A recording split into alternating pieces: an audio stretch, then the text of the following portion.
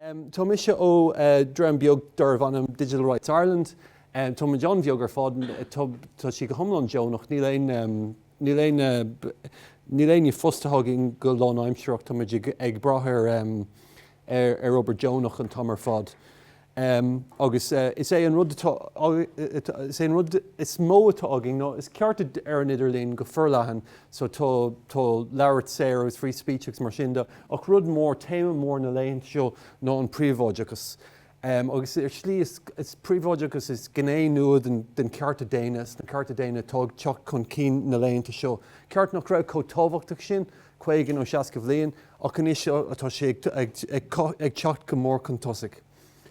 Agus rud amháin a deirí mé faoi, leróidir go mór faoin idirlín an internet ach beidir bhfuil rud níos leithana ná sin ná is tócha an líonra níos mó ná an idirlín. So darneoid tá na rudí atá ar an idirlín, agus féidir le a rá níl mé ar an idirlín, níl éon email address agam, níl na rudí seo agam, agus go daoine tá sé sin fear fuú. Ach fós tá an líonra ag chur seachart, an líonra an conceapt níos leithana seo. Ní onan é agus idirlín, tá siad ag teach le chéile ach ní onan iad, agus is é tá geistagam leis an líonra ná mar hampla an choras de cártaí creidmheasa, an choras de gohan dochlúiste agus dohan suglúiste. Na chorasaí seo ar fád is líonraí iad agus tá siad ceangálta amach sa domhan agus tá siad ag tógant an tolas seo ar fád is seachuing. Is dar nóí tá siad ag soláthar survey doing agus tá siad an úsáideach, tá siad an áisiúil agus tá siad go héintach in an slite ach is é atá a gomsa go bunúsach go bhfuil a leithéad fós in aíon an teicneolaíocht seo ar fád go bhfuil a leithéad fós de rud an agus príomhóideachas agus is fiú é a Cosaint agus tá slite an chun é a Cosaint. Agus tucha idir ascuí sin ag an deireach sin é an bun rud atá le rá agam inniu. Agus níl éon freigra ceartar na rudí seo, níl sé réitethe go thomlan cad é príomhóideachas mar tá sí sa lá atá tá seanna cíal agin tá sirólas agus níl muid cinse go fáil cad is cíal leis nuair tá gach éine social media agus mar sinda. Ach is agah le bheith sin agus agah le bheith tá fós ar siúil agus ba sim agam a tlustant cad ceapan sibh féin fin rud. Ach cúpla rud go bunúsach faoin líonra mar atá sé agus mar atá sé ag ahrú, tá sé ag ahrú súla gachrodile. Bhí an líonar go mór bhí sé buinteach le áitháin, bhí sé go mór America, bhí sé lonathan sin ach is féidirling a rá go bhfuil sé ar fud an domhan is, tá sé go furlahan. Ar slí nach bhfuil éon áit gur féad le dul i bholach an líonra sa cíl leithanda. Níl éon áit ar domhan nach bhfuil ar slí éigean ar Google, tá níl mór an áit ar domhan nach bhfuil gohan suglúiste ar fáil inis. Níl éon áit bhfuil daoine ar inos, níl mór an áit nach féidir le de cárta creidmheasa a úsáid. Tá sé ní féidir é a cheachant a heile ó thaobh dul héáit ar domhan gur féidir le é cheachant. Tá bheile nach bhfuil si imthe tá sé daimsigh mé an focail ionach seo O'Donnell an Loella nó tá sé ile loirthach.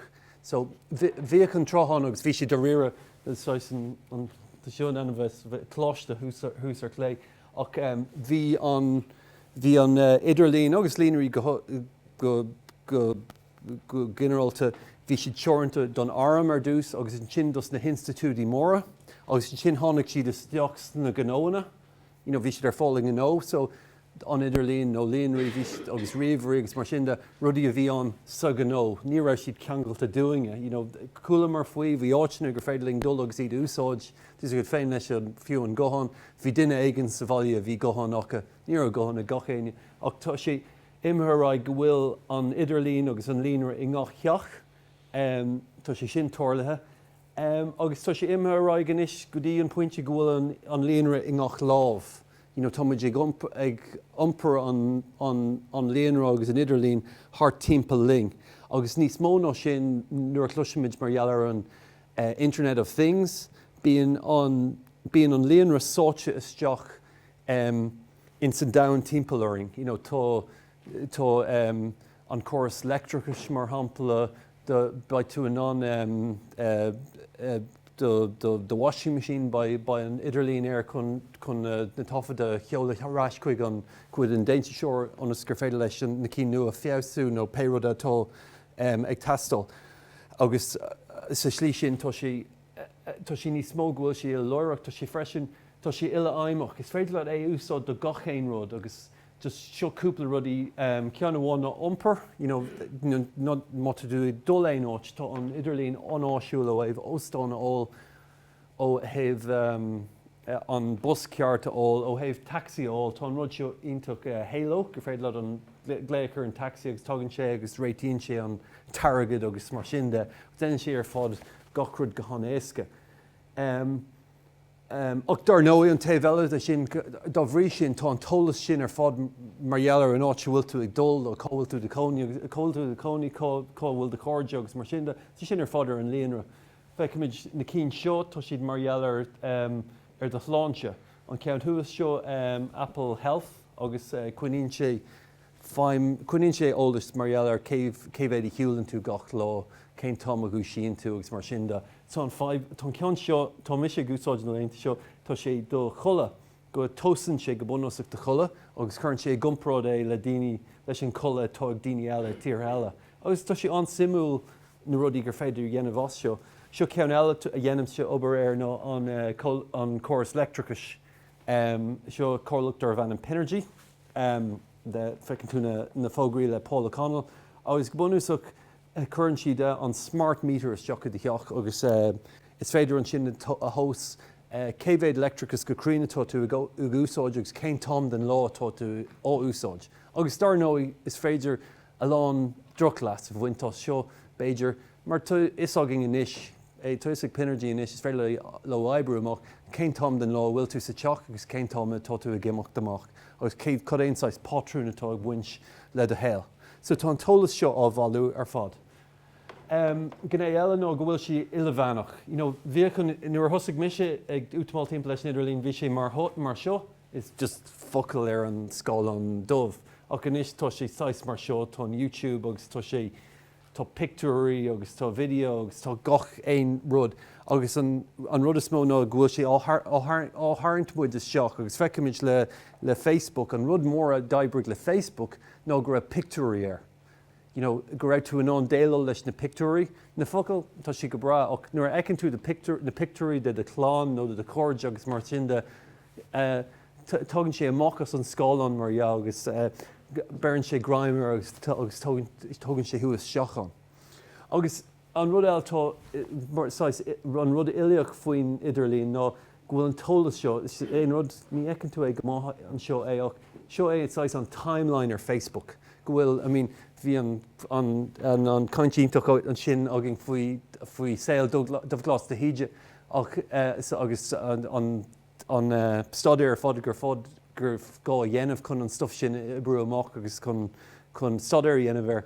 Sa taucaí ba na staríonn an dolasteach de Facebook the Facebook timeline, agus bhí siad non dolasteach agus feiscin cátháit a ráúir na léinn de éagsúla agus cáráú céimáis cad a bhír siúla agad agus céhhéad amachá tú ar Facebook agus céim pictúirí lech tú agus céim daoine a bhí tú a caiintló agus céim aglah a bhí agat ar an Idirlín. So ba star a gachéine, agus is star scríofa, so tá muid dhéimeacht ó 6 rud atá leabhartha go dtí rud atá scríofa. Agus an rud eile agus just cean glíonn sé leis an méid a chuala mar ar maidin ó David mar dheallar an analís, an analís ar féidir dhéanamh leis na sean scríbhaní agus mar sin de is féidir ibrú amach cé a scríomhíad nó caitheann na scríomhíad nó agus faoin stíl agus féidir fíor analís dhéanamh agus ní hé seo scolar ag si a seomra agus ag feiscint ar gach é nocail agus agrá feicim an orthography sin so dar nóí cílíonn sé sin go muinann sé sin le sin agus mar sin de go n-oibríonn sé amach focail ar ocail. Tá riomhar ag déanamh an analís seo ar fád. Agus dar nóí tá an cuacht riomhachán tá si ag éirí níos saoire agus níos saoire gach lá, so tá an riamhú seo á dhéanamh go leanúnach faoi gach éon duine. Faoin slí, ní amháin méid atá siad ag scríomh ar an Facebook nó ar an Twitter nó rudidir be, ach freisin faoin iompar atá acu ar an idirlíon. Bar go bunús ag tá gné seo is gné mór seo den Nasdaq, den tech stock market America, agus nach learíonn daoine faoi non data brokers, agus sin iad na cólachtaí, tá siad sais ar an diagram seo, a bíon ag díal ólas faoi de iompar ar an idirlíon. So tá isach go céin ionad a raibh tú ag freastal orthu ar an idirlíon, agus cé có fada is a catú ar gach ionad idirlíon, agus uaireanta cadtar siúlógad ar ionad idirlíon sin.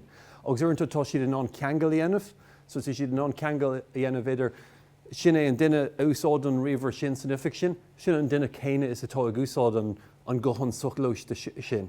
So is féidir le an dáród a ceangal le chéile, agus féidir beidir ceangal le chéile gur bhfuil tú sa chlán céine leis an duine eile agus an sin tugann siad é sin is seach sa riomhachán. Agus cén fógan dhéanann siad é seo, go bunús a chun stuff a dhéal leat. Go gurn siad fógraí thugat faoi rudaí a méidir go méid sim agatán. Agus an rud is mó écinn tú tein tú go ionad éigean, feiceann tú a rud éigean, agus ní ceann tú aon rud, tein tú go honad eile ach feiceann tú fógraí eile don ionad sin. Ach sin just an bunúste, is féidir is córas ansophistical é, is féidir le feiscin ní fiú ar ní fiú tú a cheola arás chuig an site céine ach tú a cheola arás chuig an chuig sáite atá cosú leis an ionad a bhí tú ag freastal ar hana.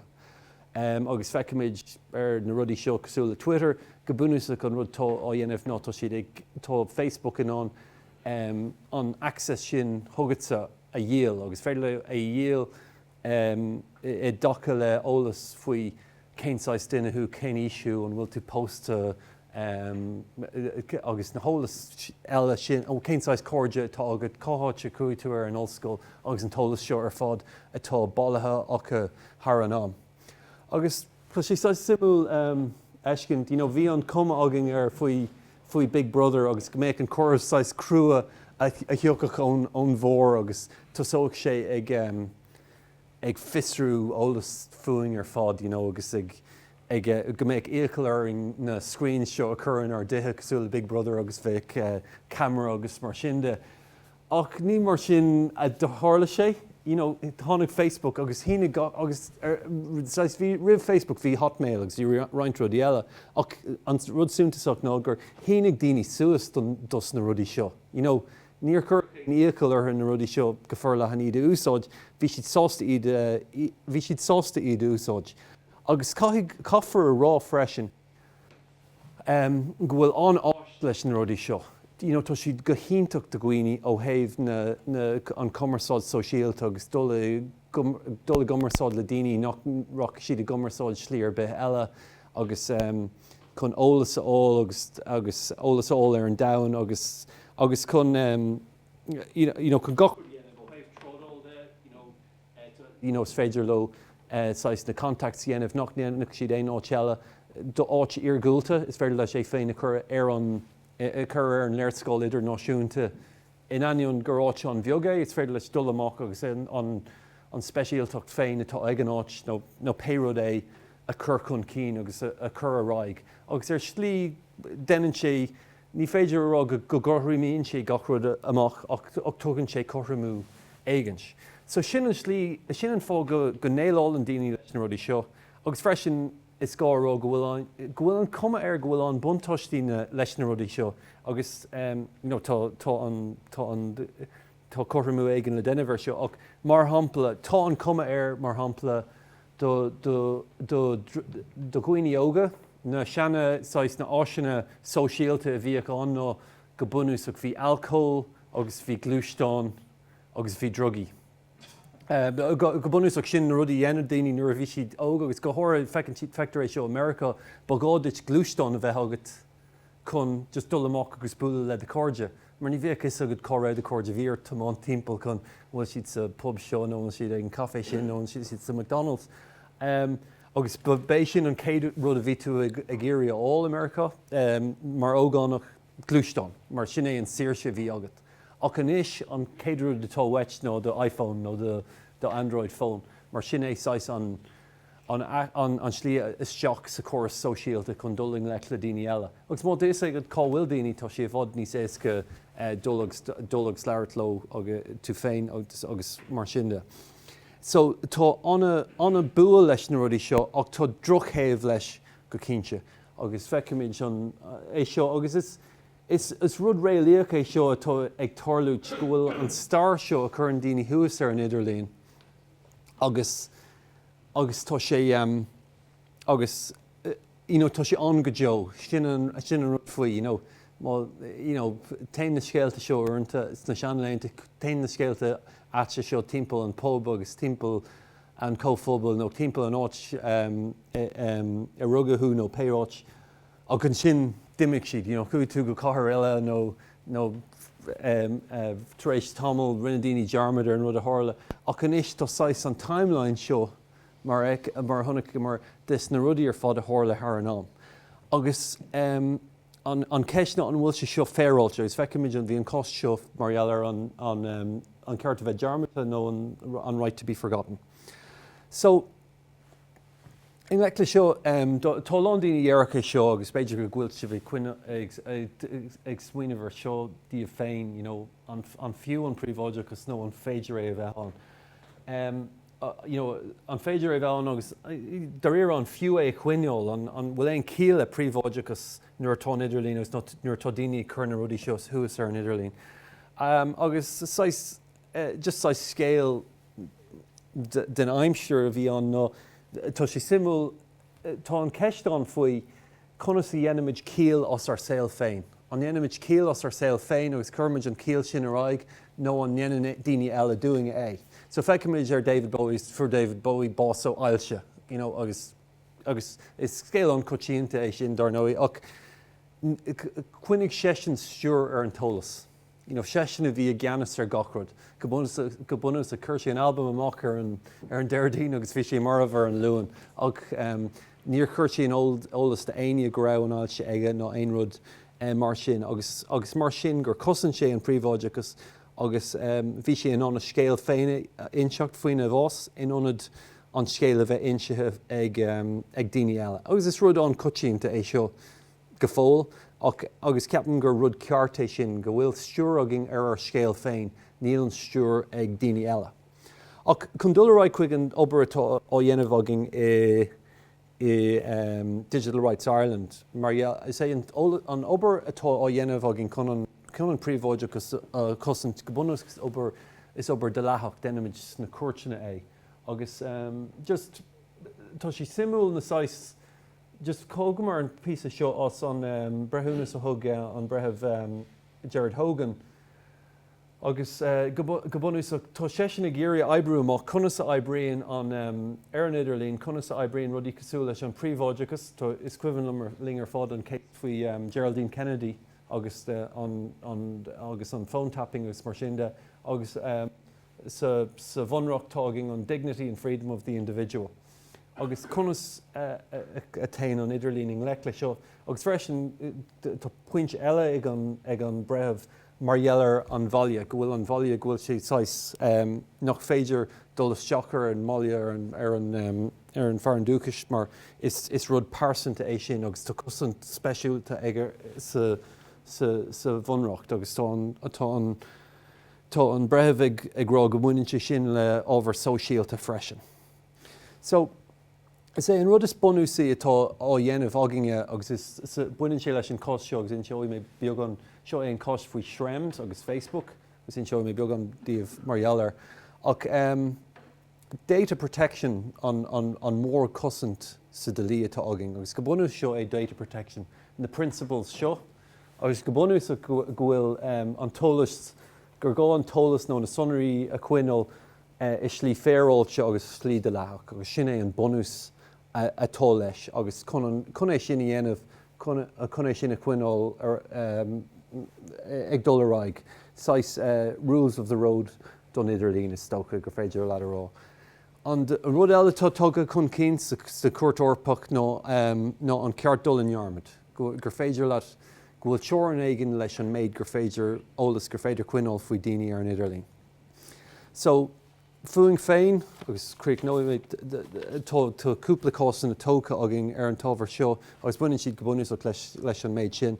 Ceann amháin acu ná an cuéimhnú sonraí, mar dheallar an ceartan réaltas sonraí a cuéimhnú faoin méid úsáid bhhuine mas mó go hon so glúiste, gan éon cúis ach go méidir go bhfuil cur dénta agam.